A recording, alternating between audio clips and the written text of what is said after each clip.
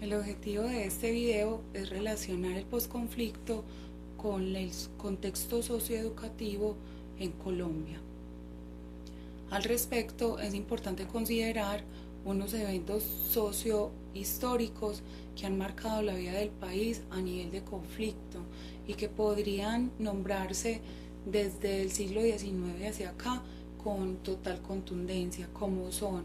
la creación de la Nueva Granada. En esta, la disputa era entre federalistas y centralistas. Posteriormente, con la creación de la Gran Colombia, se da un proceso de independencia muy importante con Simón Bolívar. Luego, en la República de Colombia, se generan los dos partidos que de ahí en adelante van a marcar la vida política del país, como son la creación del Partido Conservador y el Partido Liberal. Después, la creación de los Estados Unidos de Colombia genera una preponderancia por el federalismo, el cual al perder territorio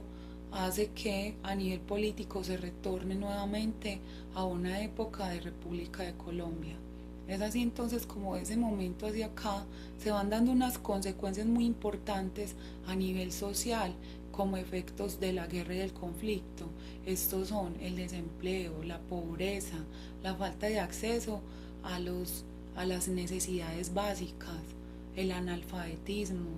y otra serie de consecuencias que en resumen se podrían sintetizar en una falta de infraestructura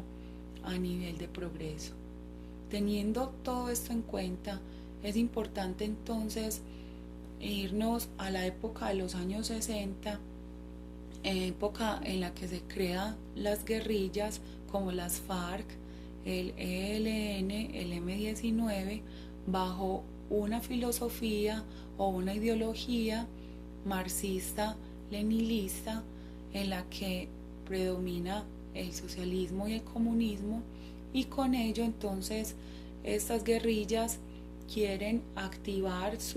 o participar en la vida democrática y gobernabilidad de nuestro país, debido a que estos dos partidos son los que manejan la vida política del país y tienen repartidos por periodos unos momentos de gobernabilidad. Se hace necesario para estos grupos entonces imponerse, ya que la restricción no les permitió participar ni poner su voz, y entonces a través del monte, las armas y su fuerte ideología generan unas acciones que los hacen visibles en la vida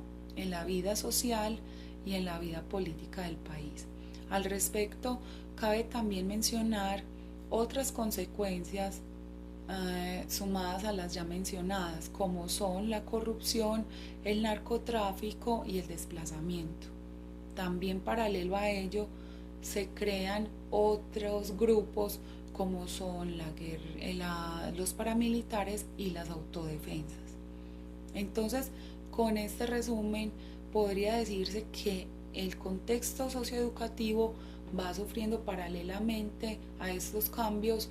unos que se van evidenciando, otros no tanto. Entre los que se evidencian está la destrucción de muchas escuelas, desplazamiento de docentes, sea por amenaza, sea porque algunos son asesinados, y también esto va sucediendo en los hogares y en la vida de algunos estudiantes, tanto pequeños como los de bachillerato. Entonces se va dando unas consecuencias a nivel de sistema educativo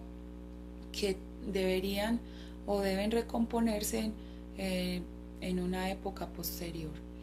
Debido a todas estas consecuencias, muchos gobiernos trataron y han tratado de hacer acuerdos.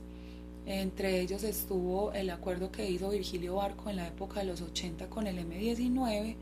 lo que derivó en la participación de algunos integrantes en la vida democrática. Otro de los acercamientos que se hayan tenido fueron los de Gaviria y los de Pastrana, sin llegar pues a concretarse algo definitivo para